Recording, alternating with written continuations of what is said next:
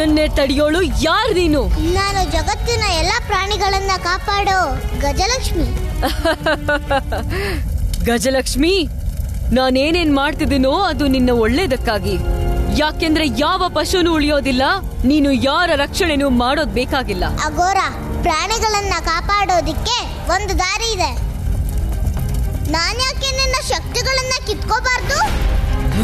ಆಗ ಪ್ರಾಣಿಗಳಿಗೆ ತೊಂದ್ರೆನೇ ಇಲ್ದಂಗಾಗತ್ತೆ.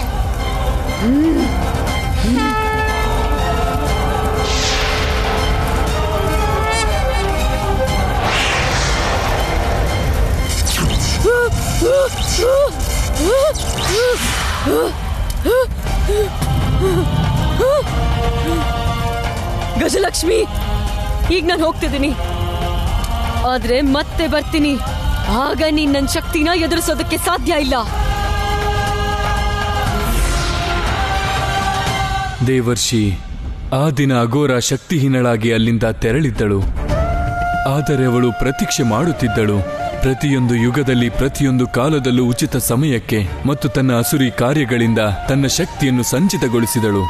ಮತ್ತು ಯುಗಗಳ ನಂತರ ಅದೇ ನಕಾರಾತ್ಮಕ ಶಕ್ತಿ ಇಂದು ಹೀಗೆ ಹೊಸ ರೂಪದಲ್ಲಿ ಪುನಃ ದೇವಿ ಲಕ್ಷ್ಮಿಯ ಸಮ್ಮುಖ ನಿಂತಿದ್ದಾಳೆ. ನಾರಾಯಣ ನಾರಾಯಣ, ನನಗರ್ಥವಾಯಿತು ಪ್ರಭು, ನನಗರ್ಥವಾಯಿತು. ಗಜಲಕ್ಷ್ಮಿ, ಆ ದಿನ ನೀನು ನನ್ನ ಅಸ್ತಿತ್ವ ಸ್ಥಾಪನೆ ಆಗೋದಕ್ಕೆ ಮೊದಲೇ ಅಂತ್ಯ ಮಾಡ್ಬಿಟ್ಟೆ.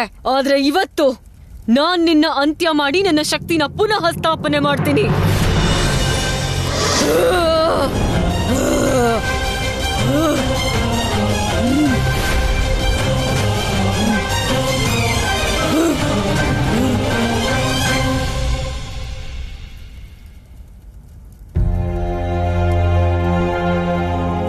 ಒಮ್ಮೆ ರಾಧಿ ಅಗೋರನ ನಾಶ ಮಾಡೋದಿಕ್ಕೆ ಸ್ವಲ್ಪ ತಡ ಮಾಡಿದ್ರು ಅನರ್ಥ ಆಗ್ಬಿಡತ್ತಿ.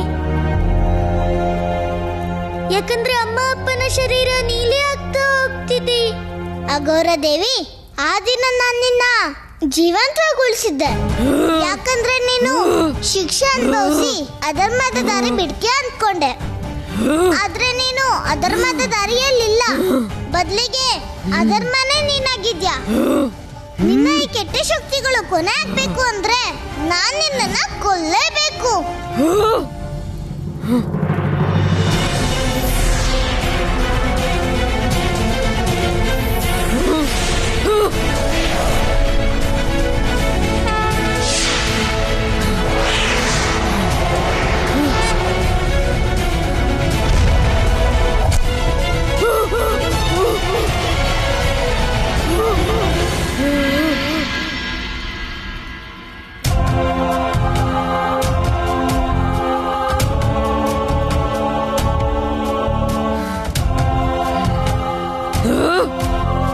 ಇಲ್ಲಿ ತನಕ ಅಗೋರ ಈ ವೃಂದಾವನದ ಸರ್ವನಾಶ ಯಾಕೆ ಮಾಡಿಲ್ಲ?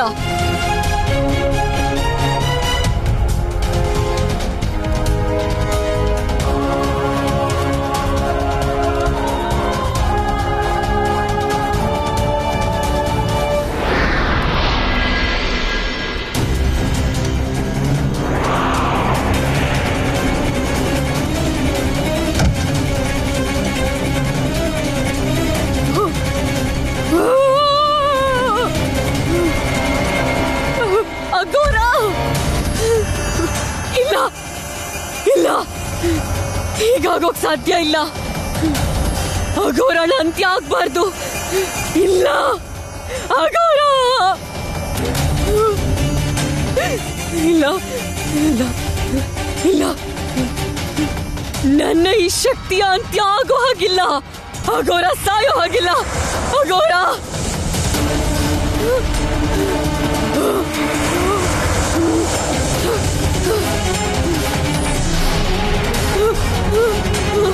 ಅಗೋರ,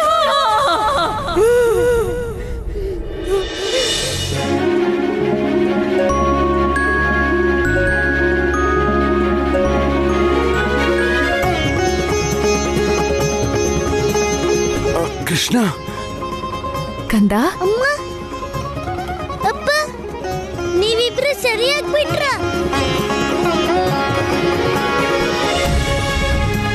ಇದ್ರರ್ಥ ರಾಧೆಯಲ್ಲಿ ಅಗೋರಳ ರಾಕ್ಷಸ ಶಕ್ತಿನ ಅಂತ್ಯ ಮಾಡಿದಾಳೆ. ಆ ಹಾವುಗಳೆಲ್ಲ ಎಲ್ಲಿ ಹೋದ್ವು? ಅಪ್ಪ, ಸರ್ಪಕ್ಕಿಂತ ಹೆಚ್ಚು ಶಕ್ತಿಶಾಲಿ ಮನುಷ್ಯರಾಗಿರ್ತಾರೆ. ಅದಕ್ಕೆ ಆ ಎಲ್ಲ ಸರ್ಪ ನಮ್ಗೆ ಎದುರ್ಕೊಂಡು ಓಡೋದು. ಆದ್ರೆ ಇದೆಂಥ ಮಾಯೆ ಕಂದ. ಅಮ್ಮ, ಎಲ್ಲ ಹೇಳ್ತೀನಿ. ಆದ್ರೆ ಮೊದ್ಲು ನೀನು ನಿನ್ನ ಕಂದನ ತಪ್ಕೊಳ್ಳಲ್ವಾ? ಹಾ ಕಂದ, ಹಾ.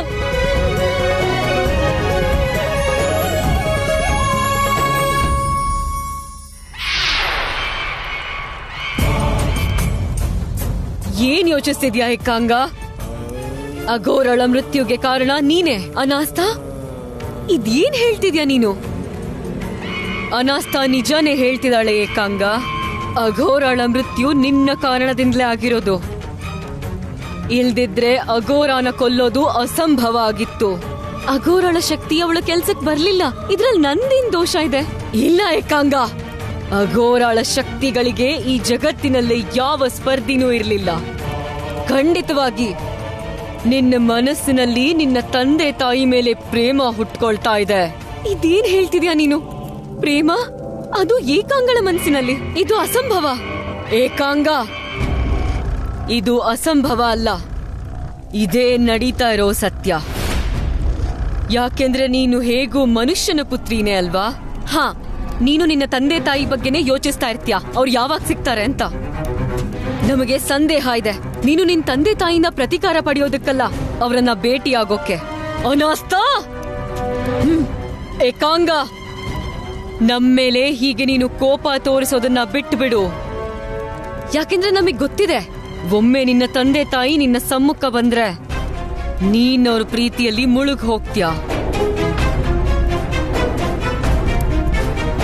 ನಿಮ್ಗೆಲ್ಲ ನನ್ ಮೇಲೆ ವಿಶ್ವಾಸ ಬರ್ತಾನೆ ಇಲ್ಲ. ನಾನು ಈಗ್ಲೇ ಹೋಗ್ತಿದ್ದೀನಿ ಅವರ ಅಂತ್ಯ ಮಾಡೋಕೆ.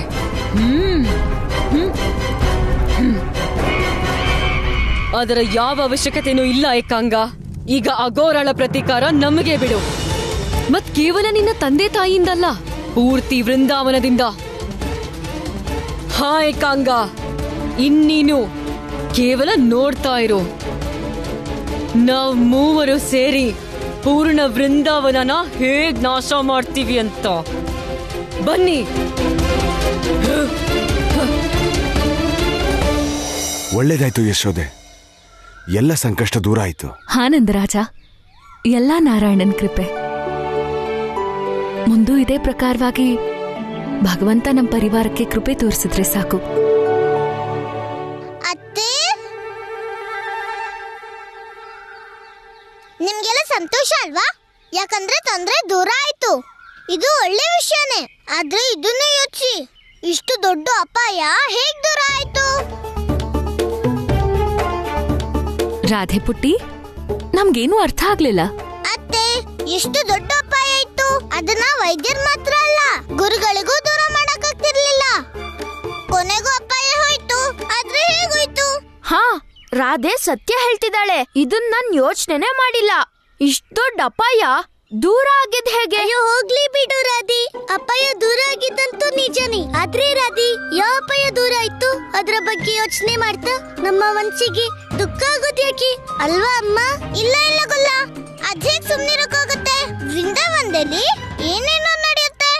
ಎಂತ ದೊಡ್ಡ ಅಪಾಯ ಬಂದ್ರೂನು ದೂರ ಆಗ್ಬಿಡುತ್ತೆ. ಆದ್ರೆ ಮಾವ, ನಾವು ಪ್ರತಿ ಸಾರಿನೂ ಮರ್ತು ಬಿಡ್ತೀವಿ. ಅದ್ರ ಅಪಾಯ ಮತ್ತೆ ಬಂದಿರುತ್ತೆ. ಹಾಗಾಗಿ ಇದ್ರ ಬಗ್ಗೆ ಯೋಚನೆ ಮಾಡ್ಲೇಬೇಕು. ಈ ಅಪಾಯ ಹೋಗೋದ್ ಹೇಗೆ? ರಾಧೆ, ನಿನ್ನೀ ಮಾತಂತೂ ಯೋಚಿಸೋ ಅಂತದ್ದೇ. ಅದೇ ತಾನೇ ಮಾವ. ಈಗ ನೋಡಿ, ನವರಾತ್ರಿ ಹಬ್ಬದಲ್ಲಿ ಎಷ್ಟೆಲ್ಲ ರಾಕ್ಷಸರು ಬಂದ್ರು. ಶುಂಭ ನಿಶುಂಭ, ಚಂಡಮುಂಡ ಮತ್ತೆ ರಕ್ತ ಬೀಜ. ಆದ್ರೆ ಇವರೆಲ್ಲ ಹೇಗ್ ಸತ್ರು? ಯೋಚನೆ ಮಾಡಿ, ಯೋಚನೆ. ಈ ಅಧಿಕ ಪ್ರಸಂಗಿನ ಎಚ್ಚರಿಸಲೇಬೇಕು. ರಾಧೆ, ರಾಕ್ಷಸರು ಬಂದಿದಂತೂ ನನಗ್ ಗೊತ್ತಿದೆ. ಆದ್ರೆ ಅವ್ರು ಹೋಗಿದ್ ಹೇಗೆ? ಈ ವಿಷಯದಲ್ಲಂತೂ ನಾನು ಏನೂ ಯೋಚಿಸ್ಲೇ ಇಲ್ಲ.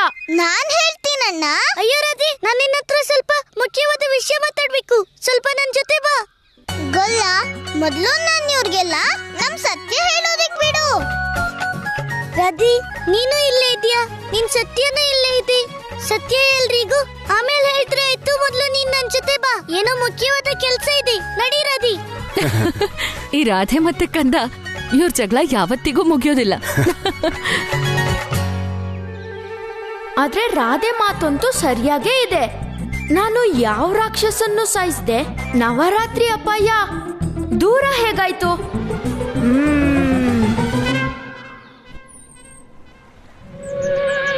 ನನ್ನ ಭಾವನೆ ಏನೆಂದರೆ,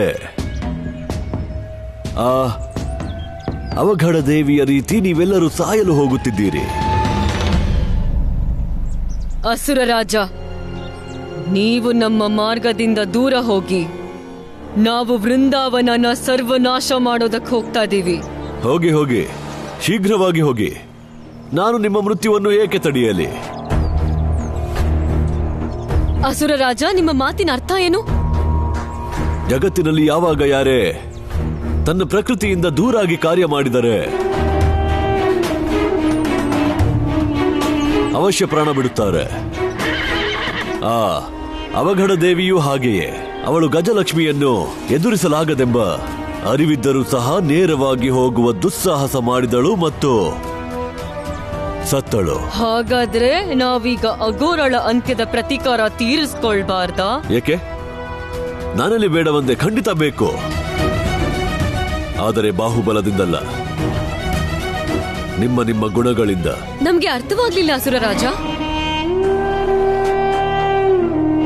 ಅನಾಸ್ಥ. ನಿನ್ನ ಗುಣವೆಂದರೆ ಜಗತ್ತಿನಲ್ಲಿ ಅನಾಸ್ಥೆ ಹರಡುವುದು.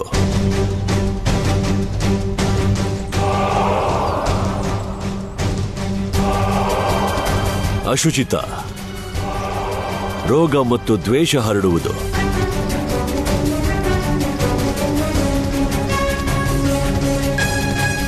ಲಕ್ಷ್ಮಿ, ಜಗತ್ತಿನ ಸಂಪೂರ್ಣ ಧನವೂ ವೈಭವವು.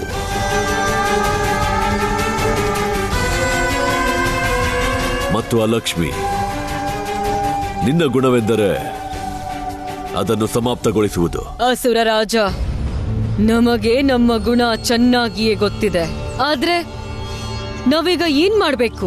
ಜಗತ್ತು ನಿಮ್ಮ ಗುಣಗಳನ್ನು ಅವಗುಣ ಎನ್ನುತ್ತದೆ. ನಿಮ್ಮ ಈ ಅವಗುಣಗಳೇ ನಿಮ್ಮ ಶಕ್ತಿಗಳು. ನಿಮ್ಮ ಇವೇ ಶಕ್ತಿಗಳ ಪ್ರಯೋಗ ಮಾಡಿ. ಪೂರ್ಣ ವೃಂದಾವನದಲ್ಲಿ ಅನಾಸ್ಥೆ, ಅಸ್ವಚ್ಛತೆ ಮತ್ತು ದರಿದ್ರತೆ ಹರಡಿ. ಏಕೆಂದರೆ ಇದೊಂದೇ ಮಾರ್ಗ ಆ ಕೃಷ್ಣ ಮತ್ತವನ ಶಕ್ತಿಯನ್ನು ಪರಾಜಿತಗೊಳಿಸಲು.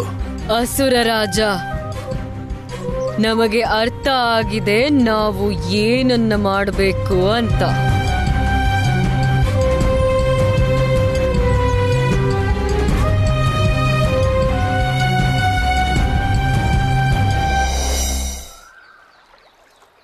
ನಂದರಾಜ, ಒಂದ್ ಮಾತು ಹೇಳ. ಯಾಕೋ ಗೊತ್ತಿಲ್ಲ, ಆದ್ರೆ ಒಂದೇ ವಿಷಯ ಮತ್ತೆ ಮತ್ತೆ ನನ್ ಮನ್ಸಿಗೆ ಬರ್ತಿದೆ. ಯಾವ ವಿಷಯ ಯಶೋದೆ? ನಂದರಾಜ, ಅಲ್ಲಿ ಏಕಾಂಗ ನಮ್ ಜೊತೆ ಮಾತಾಡ್ತಿದ್ದಾಗ ನನ್ ಮನ್ಸಲ್ಲಿ ಮಮತೆಯ ಭಾವ ಉಕ್ಕಿ ಹರಿತಿತ್ತು. ಅಲ್ಲೇ ನಂದರಾಜ, ನನಗೆ ನನ್ನ ಅಂತರಾತ್ಮ ಹೇಳ್ತಾ ಇದೆ, ಯಶೋದೆ ಇವಳು ನಿನ್ ಸಂತಾನನೇ ಅಂತ. ಕಾರಣ ಇಷ್ಟೇ ಯಶೋದೆ, ನಿನ್ನ ಮನ್ಸಲ್ಲಿ ಎಲ್ರ ಮೇಲೆ ಪ್ರೀತಿ ಇದೆ, ಎಲ್ರ ಬಗ್ಗೆ ಸ್ನೇಹ ಇದೆ. ಇಲ್ಲ ನಂದರಾಜ, ನಾನೊಬ್ಬ ತಾಯಿ. ನನಗೆ ಸ್ನೇಹ ಹಾಗೆ ಮಾತೃತ್ವದ ಅಂತರ ಗೊತ್ತಿದೆ. ಏಕಾಂಗಾಗಿ ನನ್ನ ಹೃದಯದಲ್ಲಿ ಹುಟ್ಟಿದ ಭಾವನೆ ಕೇವಲ ಸ್ನೇಹ ಅಲ್ಲ, ಅದೊಬ್ಬ ತಾಯಿಯ ಮಮತೆ ಆಗಿತ್ತು, ಒಬ್ಬ ತಾಯಿಯ ಮಾತೃತ್ವ ಆಗಿತ್ತು. ಆದರೆ ಯಶೋದೆ, ಹಾಗೆ ಹೇಗಾಗ ಸಾಧ್ಯ? ನಂದರಾಜ, ಹೀಗೇನಾದ್ರೂ ಆಗಿದ್ರೆ, ಎಲ್ಲೋ ನಮ್ಮಿಂದಾನೇ ಏನೋ ತಪ್ಪಾಗಿದ್ರೆ, ಅಥವಾ ಹೀಗೂ ಆಗಿರಬಹುದು. ನಮ್ಮದೇ ಸಂತಾನನ ಜನ್ಮಕ್ಕೂ ಮೊದಲೇ ನಮ್ಮಿಂದ ಯಾರಾದ್ರೂ ದೂರ ಮಾಡಿದ್ರೆ? ಯಶೋದೆ, ನಿನಗಂತೂ ಚೆನ್ನಾಗಿ ಗೊತ್ತಿದೆ, ನಮ್ ಭಾಗ್ಯದಲ್ಲಿ ಸಂತಾನ ಇರ್ಲೇ ಇರಲಿಲ್ಲ. ಆಮೇಲೆ ನಾರಾಯಣನ್ ಕೃಪೆಯಿಂದಾನೇ ನಮಗೆ ಸಂತಾನ ಪ್ರಾಪ್ತಿಯಾಗಿದ್ದು. ನಂದರಾಜ, ನೀವ್ ಸತ್ಯ ಹೇಳ್ತಿದ್ದೀರಾ. ಆದ್ರೆ ಒಂದ್ ಮಾತು ಹೇಳ, ಆಗ ಮೊದಲನೇ ಸಲ ಏಕಾಂಗ ನನ್ನ ತಾಯಿ ಮತ್ತೆ ನಿಮ್ಮನ್ನ ತಂದೆ ಅಂದಾಗ ನನ್ನ ಮನಸ್ಸಲ್ಲಿ ಮೂಡಿದ ಭಾವನೆ ಕೇವಲ ನನ್ನ ಕಂದನ ಮೇಲೆ ಮಾತ್ರ ಮೂಡೋ ಹಾಗಿತ್ತು. ಆನಂದ ರಾಜ,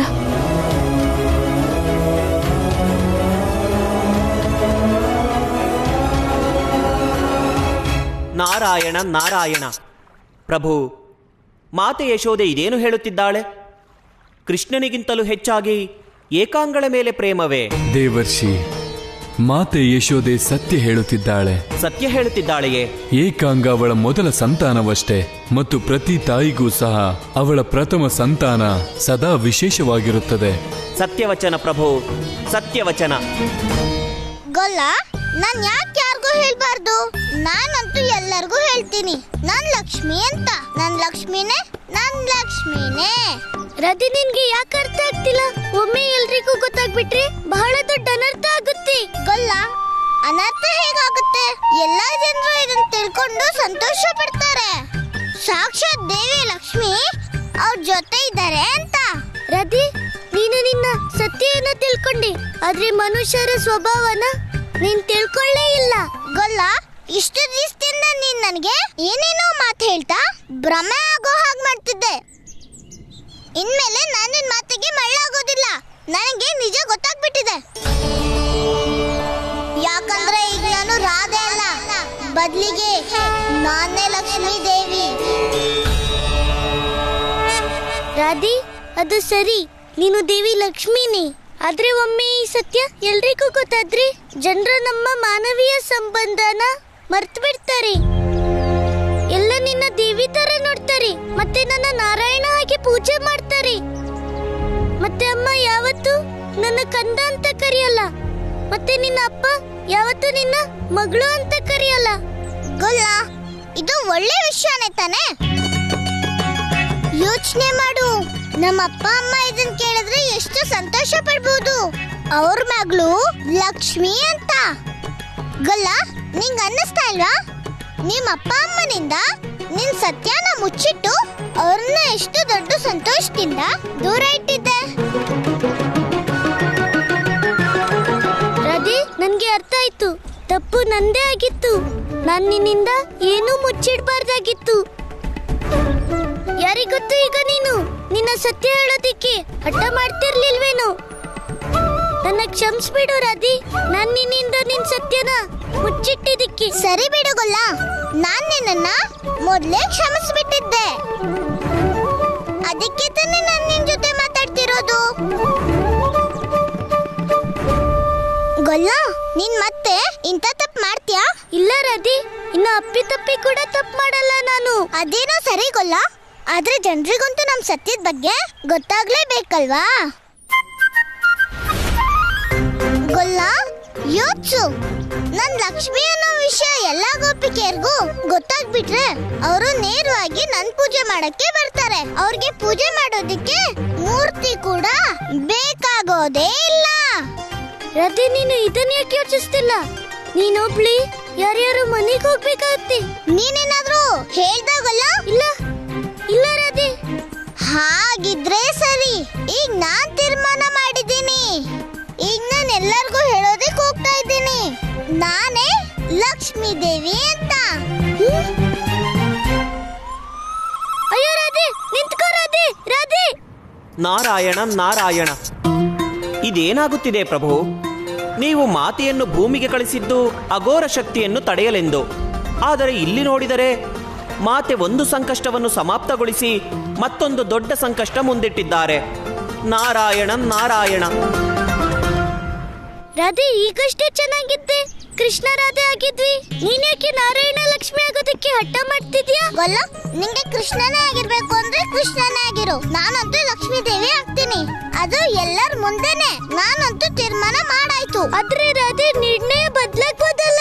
ಗೊಲ್ಲ, ಇದು ರಾಧೆ ತೀರ್ಮಾನ ಆಗಿದ್ರೆ ಬದಲಾಗ್ತಿತ್ತೋ ಏನೋ, ಆದ್ರೆ ಇದು ಲಕ್ಷ್ಮೀ ದೇವಿ ತೀರ್ಮಾನ. ಗೊಲ್ಲ, ಅದು ಬದಲಾಗೋದಿಲ್ಲ.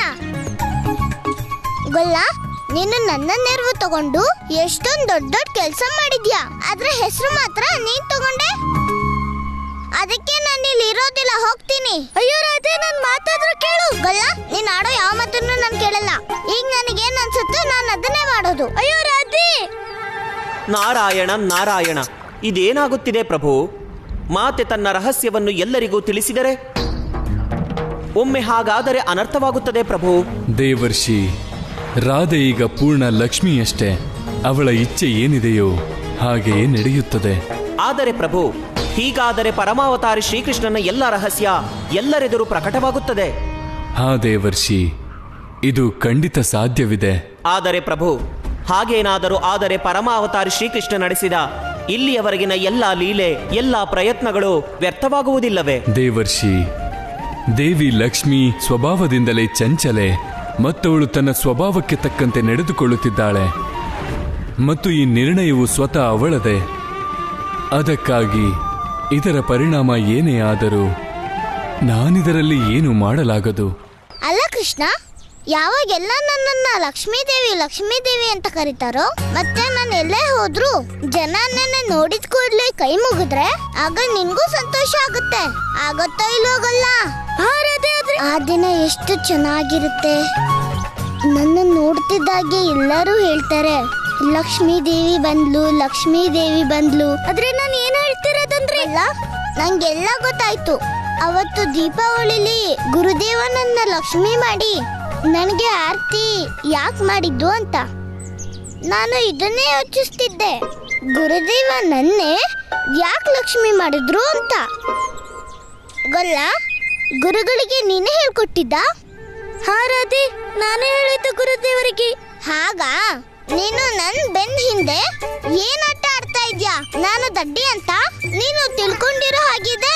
ಈಗ ನನ್ಗೆ ಎಲ್ಲ ಗೊತ್ತಾಗ್ತಾ ಇದೆ, ಯಾಕಂದ್ರೆ ಈಗ ನಾನೇ ಲಕ್ಷ್ಮೀ ದೇವಿ. ಹಾ ರಾಧೆ, ನನ್ಗಂತೂ ಅರ್ಥ ಆಯ್ತು. ಆದ್ರೆ ನೀನು ಇದನ್ನ ಅರ್ಥ ಮಾಡ್ಕೋ, ಈ ಮಾತು ನಮ್ಮಲ್ಲೇ ಇದ್ರೆ ಅಷ್ಟೇ ಸಾಕು. ಹೌದಾ? ಹಂಗಿದ್ರೆ ನೀನ್ ಮತ್ತೆ ನನ್ನಿಂದ ದೊಡ್ಡ ಕೆಲಸ ಮಾಡಿಸಿ ಅದ್ರ ಹೆಸರು ನೀನೇ ತಗೋಬೇಕಾ? ಗೊಲ್ಲ, ಆಗಿದ್ದಾಗೋಯ್ತು.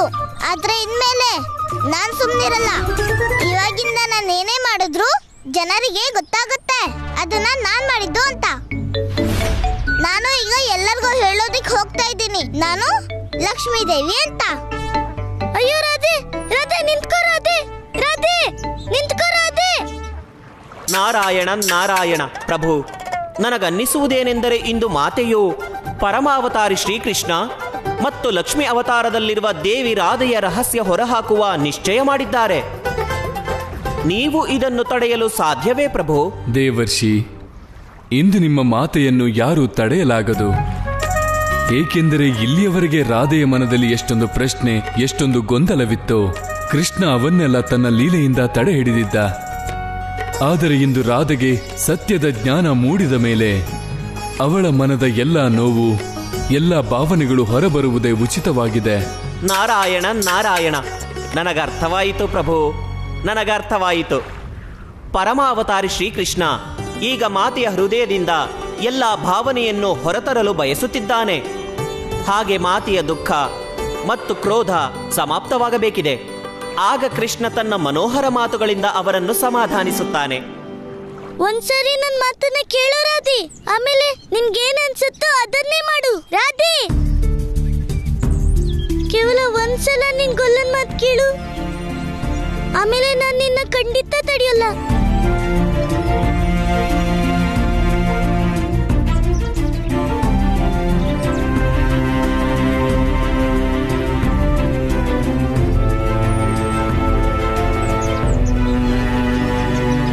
ಗೊಲ್ಲ, ನೀನ್ ಏನ್ ಹೇಳ್ತೀಯ ನನ್ಗೆ? ನೀನ್ ಮರ್ತಿರೋದನ್ನ ನಾನೇ ನಿನಗೆ ಹೇಳ್ತೀನಿ. ಗೊಲ್ಲ, ಅವತ್ ನಾನು ಜಗತ್ತಿಗೆ ಬಂದಾಗ ನಾನು ಒಂದು ಪಣ ತೊಟ್ಟಿದ್ದೆ. ನಾನು ನನ್ನ ಕಣ್ ಬಿಡ್ಬೇಕು ಅಂದ್ರೆ ಅಲ್ಲಿ ನನ್ನ ಪ್ರೀತಿಯ ಗೊಲ್ಲ ನನ್ನ ಕಣ್ ಮುಂದೆ ಇರಬೇಕು.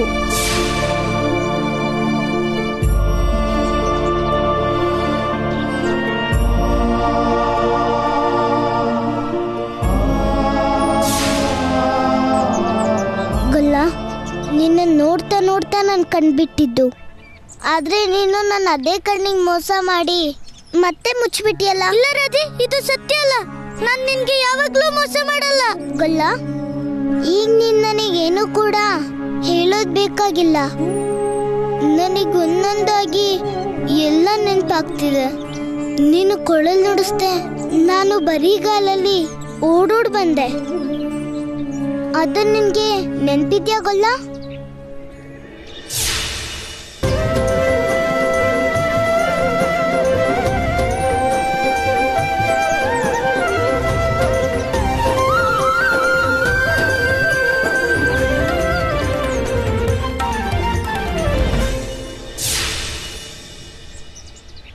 ಗೊಲ್ಲ, ನಿಜ ಏನಂತ ಗೊತ್ತಿಲ್ಲದೆ ಇದ್ರು ನನ್ ಮನ್ಸಲ್ಲಿ ನಿನ್ ಮೇಲೆ ಅದೇ ಪ್ರೀತಿ ಇತ್ತು, ಅದೇ ಅಕ್ರೆ ಇತ್ತು. ಅದಕ್ಕೆ ನಾನು ನಿನ್ ಕೊಳಲಿನ ಕೇಳ್ತಿದ್ದ ಹಾಗೆ ಮೈ ಮರ್ತೋಡ್ ಬಂದೆ. ಆದ್ರೆ ನನಗ್ ನಾನು ಒಂದೇ ಪ್ರಶ್ನೆ ಕೇಳ್ತಿದ್ದೆ, ಹೀಗ್ಯಾಕಾಯ್ತು? ಆದ್ರೆ ನೀನ್ ನನಗೆ ಯಾವತ್ತೂ ಉತ್ತರ ಕೊಡ್ಲೇ ಇಲ್ಲ. ನನ್ನನ್ನು ಯಾವಾಗ್ಲೂ ಭ್ರಮೆಯಲ್ಲಿಟ್ಟೆ ಗೊಲ್ಲ. ರದಿ, ನಾನ್ ನಿನ್ಗೆ ಹೇಗ್ ವಿಶ್ವಾಸ ಮೂಡಿಸ್ಲಿ? ನಾನ್ ನಿನ್ಗೆ ಯಾವತ್ತೂ ಭ್ರಮೆ ಹುಟ್ಟಿಸಿಲ್ಲ. ನೆನ್ಪಿದ್ಯಾ ಗೊಲ್ಲ? ನಾನವತ್ ಮೊದಲನೇ ಸಲ ನಿನ್ನ ನೋಡೋಕೆ ನಿನ್ ಮನೆಗ್ ಬಂದಿದ್ದೆ. ಆಗ ನಾನು ಹೇಳಿದ್ದೆ, ರಾಧೆ ಕೃಷ್ಣ ಮತ್ತೆ ಕೃಷ್ಣನ ರಾಧೆ. ನೀನೇನಾದ್ರೂ ನನ್ನವನಾದ್ರೆ ಹೆಮ್ಮೆಯಿಂದ ಜನ ನಿನ್ನ ರಾಧೆ ಕೃಷ್ಣ ಅಂತಾರೆ. ಆದ್ರೆ ನಿಜ ಏನ್ ಗೊತ್ತಾಗಲ್ಲ, ನೀನ್ ಯಾವತ್ತು ನನ್ ಕೃಷ್ಣ ಆಗ್ಲೇ ಇಲ್ಲ. ನಾನ್ ನೋಡಿದ್ರೆ ರಾಧೆ ಕೃಷ್ಣ ರಾಧೆ ಕೃಷ್ಣ ಅಂತ ಜಪಿಸ್ತಿದ್ದೆ. ನನ್ನ ಉಸಿರಲ್ಲೂ ನೀನೇ ಬೆರ್ತೋಗಿದ್ಯಾ ಕೃಷ್ಣ? ಇಲ್ಲ ರಾಧೆ, ನಾನ್ ರಾಧೆ ಕೃಷ್ಣನೇ, ಮತ್ತೆ ಯಾವಾಗ್ಲೂ ರಾಧೆಯವನೇ ಆಗಿರ್ತೀನಿ.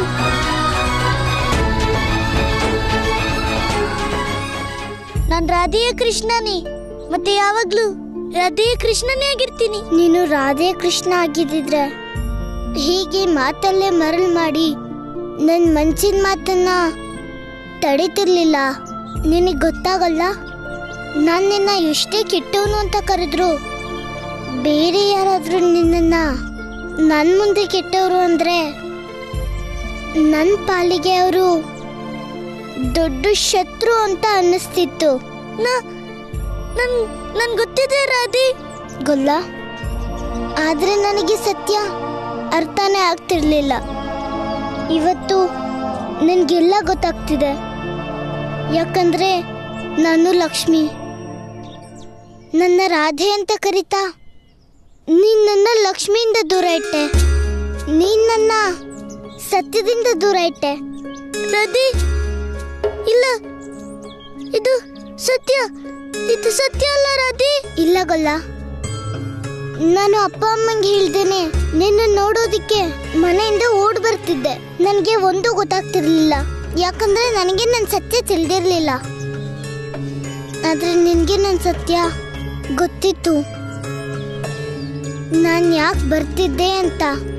ಇದ್ ಗೊತ್ತಿದ್ರು ಕೂಡ ಯಾವತ್ತು ನನಗೆ ನನ್ ಸತ್ಯ ನೀನ್ ಹೇಳಿಲ್ಲ. ನಿನ್ಗಿಂತ ಹೆಚ್ಚು ನಿಷ್ಠುರ, ಕಠೋರ, ನಿರ್ಮೋಹಿ ಯಾರು ಇರೋದೇ ಇಲ್ಲ. ರದಿ, ಆ ಸಮಯದಲ್ಲಿ ಪರಿಸ್ಥಿತಿ ಹಾಗಿತ್ತು. ನಾನಾಗ ನಿನ್ಗೆ ನಿನ್ನ ಸತ್ಯ ಹೇಳೋಕಾಗ್ತಿರ್ಲಿಲ್ಲ. ಸರಿ ಗೊಲ್ಲ, ಆ ಸಮಯ ಬಿಟ್ಬಿಡು, ಏನಾಯ್ತು ಹೋಗ್ಲಿ ಬಿಡು. ಆದ್ರೆ ಇವತ್ತಿನ ಪರಿಸ್ಥಿತಿ ಚೆನ್ನಾಗಿದೆ ಅಲ್ವಾ? ಇವತ್ ಹೇಳು, ನೀನ್ ಅವತ್ ಯಾಕೆ ಹಾಗೆ ಮಾಡ್ದೆ?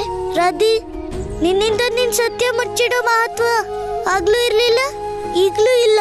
ಸರಿ ಗೊಲ್ಲ, ಈಗ ಹೇಳು, ನೀನು ವಿಷ್ಣು ಅವತಾರ ಅಂತ ನಿನಗೆ ಗೊತ್ತಿತ್ತಾ? ಮತ್ ನನಗೆ ಗೊತ್ತಿರ್ಲಿಲ್ಲ ನಾನು ಲಕ್ಷ್ಮಿ ಅಂತ. ನನಗೆ ಯಾಕಿಂತ ಮೋಸ ಆಯ್ತು?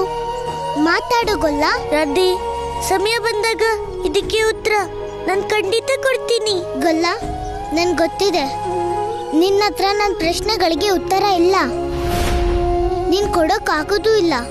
ನಿನ್ ಪ್ರಶ್ನೆಗಳಿಗೆ ಸರಿ ಉತ್ತರ ಕೊಡೋದೇ ಇಲ್ವಲ್ಲ, ಪ್ರಶ್ನೆಯಿಂದ ತಪ್ಪಿಸ್ಕೊತ್ಯಾ. ಉತ್ತರ ಯಾವಾಗ ಕೊಟ್ಟಿದ್ಯಾ? ರಾಧಿ, ಈಗೂನು ಆಗಿರ್ಬೋದು.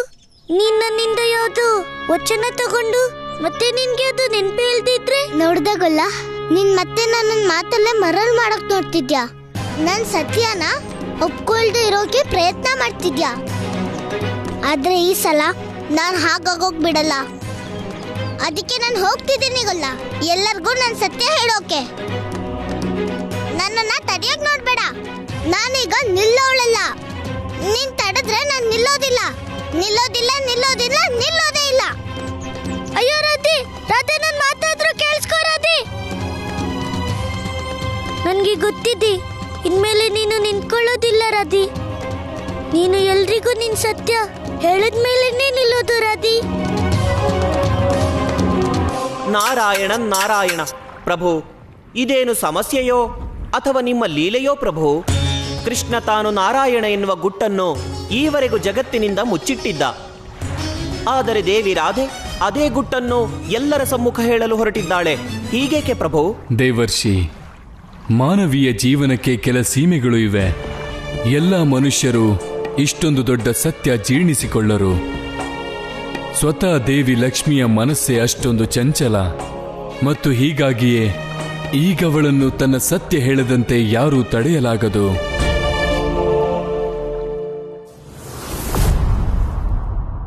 ಭಗವಂತ, ನೀವು ಏಕಾಂಗಳ 3 ಶಕ್ತಿಯನ್ನ ಕಳಿಸಿದ್ದೇನೋ ಹೌದು ಬೃಂದಾವನಕ್ಕೆ. ಆದ್ರೆ ಇಲ್ಲಿ ಮೊದ್ಲೇನೆ ರಾಧೆ ಎನ್ನೋ ಲಕ್ಷ್ಮಿ ವಾಸ ಇದೆಯಲ್ಲ.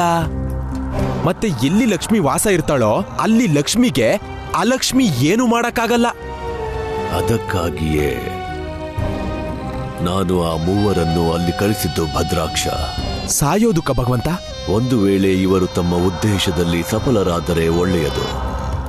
ಅಸಫಲತೆಯಿಂದ ಮೃತ್ಯುಧಾಮ ತಲುಪಿದರೆ ಅದು ಕೂಡ ಸರಿಯೇ. ಆದ್ರೆ ಭಗವಂತ, 3 ಜನ ಸಾಯೋದ್ರಿಂದ ನಮಗೇನ್ ಲಾಭ ಆಗೋದಿದೆ? ಒಂದು ವೇಳೆ ಏಕಾಂಗಳ ಈ 3 ಶಕ್ತಿಯು ಸಮಾಪ್ತವಾದರೆ ಆಗ ಏಕಾಂಗಳ ಕ್ರೋಧ ಯಾವ ಮಿತಿಯನ್ನು ತಲುಪುವುದೆಂದರೆ ಇನ್ನವಳ ಸೋದರ ಕೃಷ್ಣನಿಗೆ ತನ್ನ ಸೋದರಿ ಏಕಾಂಗಳ ಉದ್ಧಾರ ಮಾಡಲೇಬೇಕಾಗುತ್ತದೆ. ಅರ್ಥ ಆಗೋಯ್ತು ಭಗವಂತ, ನಿಮ್ ಲೀಲೆ ಅರ್ಥ ಆಗೋಯ್ತು. ನೀವು ಆ ಪರಮಾವತಾರಿ ಅನ್ನೋ ದೊಡ್ಡ ಮೀನನ್ನ ಹಿಡಿಯೋದಕ್ಕಾಗಿ ಏಕಾಂಗ ಅನ್ನೋ ಗಾಳ ಹಾಕಿದಿರಲ್ಲ ಭಗವಂತ.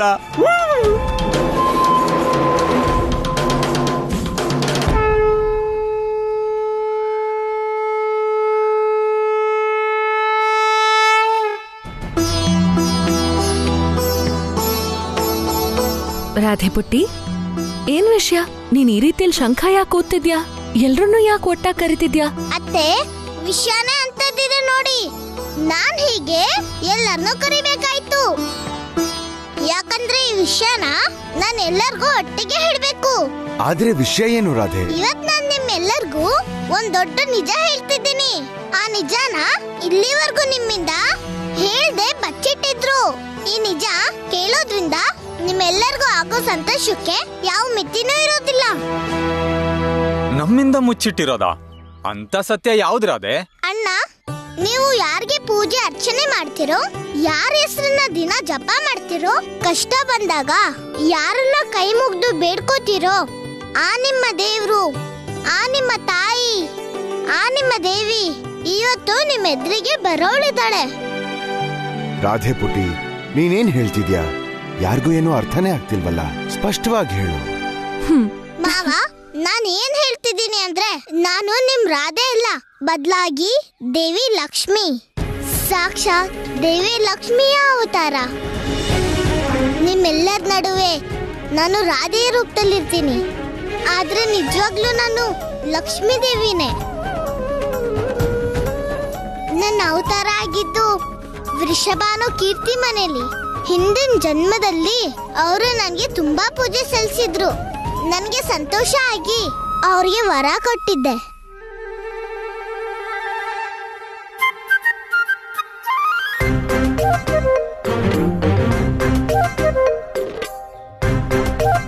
ನಂದರಾಜ, ಈ ರಾಧೆ ಏನ್ ಹೇಳ್ತಿದ್ದಾಳೆ? ಇದು ನನಗೂ ಅರ್ಥ ಆಗ್ತಾ ಇಲ್ಲ. ರಾಧೆ ಹೀಗೆ ಯಾಕೆ ಹೇಳ್ತಿದ್ದಾಳೆ? ಇನ್ನು ನೀವು ಯಾರು ಕೂಡ ಸಂಕೋಚ ಮಾಡ್ಕೊಳ್ಳೋದು ಬೇಕಾಗೇ ಇಲ್ಲ. ಇದು ನಿಮ್ಮೆಲ್ಲರ ಸೌಭಾಗ್ಯ. ಇನ್ಮುಂದೆ ಲಕ್ಷ್ಮೀ ದೇವಿ ನಿಮ್ಮೆಲ್ಲರ ಮಧ್ಯೆ ವಾಸ ಮಾಡ್ತಾಳೆ.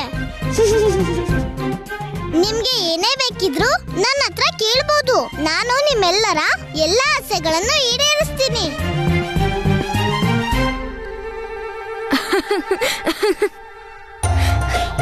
ಅಣ್ಣ, ಏನಾಯ್ತು?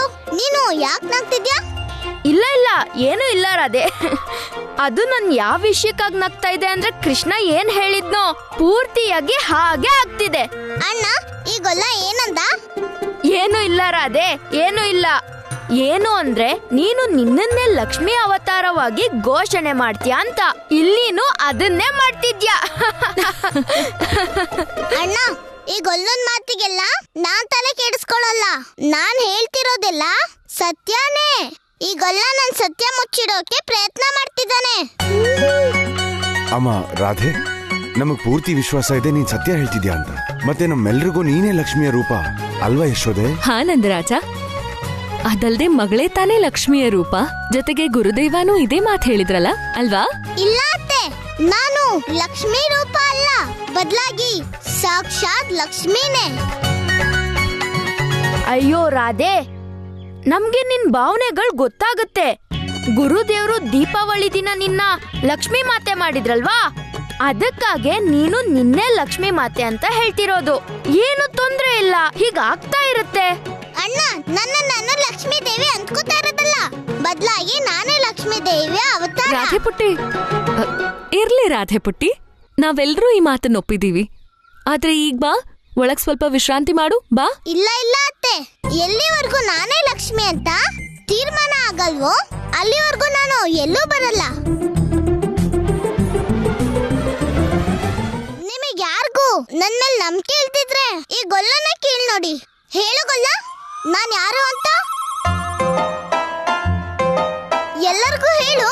ನಾನೇ ಲಕ್ಷ್ಮಿ ಅಂತ. ಹಾ ರದಿ, ನಾನ್ ಯಾವಾಗಿಲ್ಲ ಅಂದಿ? ಬೃಂದಾವನವಾಸಿಗಳೇ, ಅಪ್ಪ ಅಮ್ಮ, ರಾಧೆ ಸತ್ಯ ಹೇಳ್ತಿದ್ದಾಳೆ. ಇವಳಿಗೆ ಯಾವ ಭ್ರಮೆನೂ ಆಗಿಲ್ಲ. ಇವಳು ದೇವಿ ಲಕ್ಷ್ಮಿ ಅದೇ ಅವತಾರ. ಅದಕ್ಕಾಗಿ ನೀವೆಲ್ಲರೂ ಒಪ್ಕೊಳ್ಳೇಬೇಕು. ಈ ರಾಧೆ ರಾಧೆ ಅಲ್ಲ, ಬದಲಿಗೆ ದೇವಿ ಲಕ್ಷ್ಮಿ ಅವತಾರನೇ ಅಲ್ವಾ ರಾಧೆ?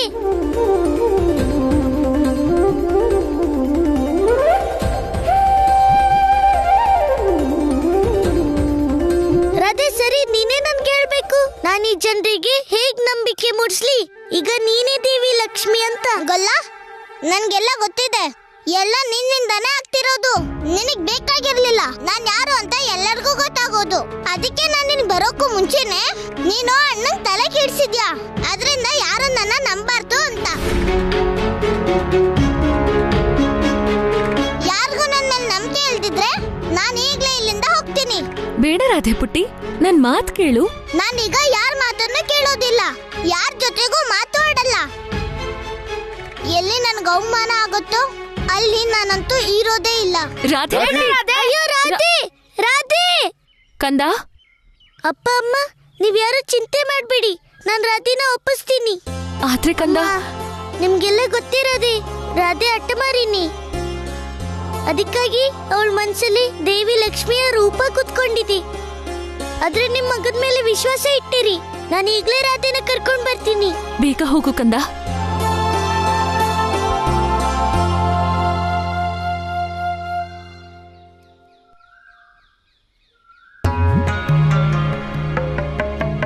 ನೀವು ಸತ್ಯ ಹೇಳುತ್ತಿದ್ದೀರಿ ಮಾತೆ, ನೀವೇ ದೇವಿ ಲಕ್ಷ್ಮಿ. ಆದರೆ ನನ್ನ ಸ್ಥಿತಿಯನ್ನು ನೋಡಿ ನಾನು ಜಗತ್ತಿನ ಸಮ್ಮುಖ ಇದನ್ನು ಸಾಧಿಸಲು ಸಾಧ್ಯವಿಲ್ಲ, ಏಕೆಂದರೆ ಪ್ರಭುವಿನ ಆಜ್ಞೆಯಾಗಿಲ್ಲ.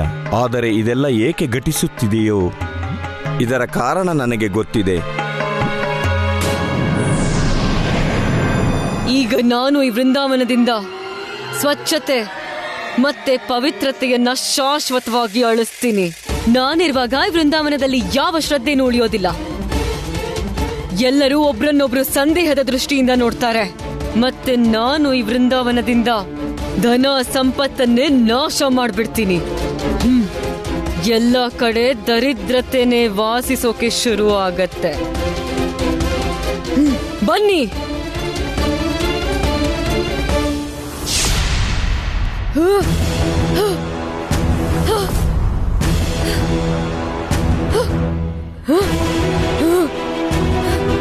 ನಾವು ಯಾಕೆ ಮುಂದೆ ಹೋಗೋಕಾಗ್ತಿಲ್ಲ? ಇದು ಯಾವ ಶಕ್ತಿ ಹೀಗ್ ನಮ್ಮನ್ನ ತಡೀತಿರೋದು? ಅಯ್ಯೋ ರಾಧೆ, ನನ್ ಮಾತ್ ಕೇಳು ರಾಧೆ. ರಾಧೆ ನಿಂತ್ಕೋ ರಾಧೆ, ನಿಂತ್ಕೋ ರಾಧೆ. ಗೊಲ್ಲ, ನನ್ ದಾರಿಯಿಂದ ಹಿಂದೆ ಸರಿ. ನನ್ಗೆ ನಿನ್ ಜೊತೆ ಯಾವ ಮಾತು ಆಡ್ಬೇಕಿಲ್ಲ. ಇವತ್ತು ನಿನ್ನಿಂದಾಗಿ ಜನ ಲಕ್ಷ್ಮಿನ ಆಡ್ಕೊಂಡ್ ನಕ್ರು.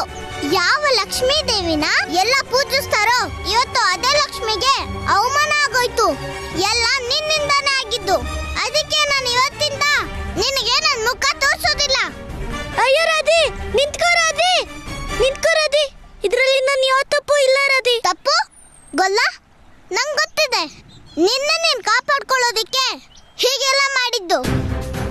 ನೀನು ಜಗತ್ತಲ್ಲಿ ಪರಮಾವತಾರಿ ಶ್ರೀ ಕೃಷ್ಣನೇ ಹೆಚ್ಚು ಅಂತ ತೋರ್ಸೋದಿಕ್ಕೆ ನನ್ನ ಲಕ್ಷ್ಮಿ ಅವತಾರಕ್ಕೆ ಬೆಲೆ ಇಲ್ಲದ ಹಾಗೆ ಮಾಡ್ಬಿಟ್ಟೆ. ಇಲ್ಲ ರಾಧೆ, ಲಕ್ಷ್ಮಿ ಇಲ್ದೆ ಕೃಷ್ಣ ಅಪೂರ್ಣನೇ. ಇಲ್ಲ ಗೊಲ್ಲ, ಇನ್ಮೇಲೆ ನಿನಗೆ ಈ ರಾಧೆ ಯಾತಕ್ ಬೇಕು? ಈಗ ಇಲ್ಲಿಂದ ಲಕ್ಷ್ಮಿ ಹೋಗ್ತಿದ್ದಾಳೆ. ಇನ್ನು ವೃಂದಾವನದಲ್ಲಿ ಅಲಕ್ಷ್ಮಿ ಇರ್ತಾಳೆ. ಅಶುಚಿತ್ವ ಇರುತ್ತೆ, ಅನಾಸ್ಥೆ ಇರುತ್ತೆ. ಇನ್ನು ವೃಂದಾವನದಲ್ಲಿ ಈ ದೇವಿಯರೇ ವಾಸ ಮಾಡ್ತಾರೆ. ಯಾಕಂದ್ರೆ ಲಕ್ಷ್ಮಿ ಹೋಗ್ತಿದ್ದಾಳೆ. ನಿನ್ನ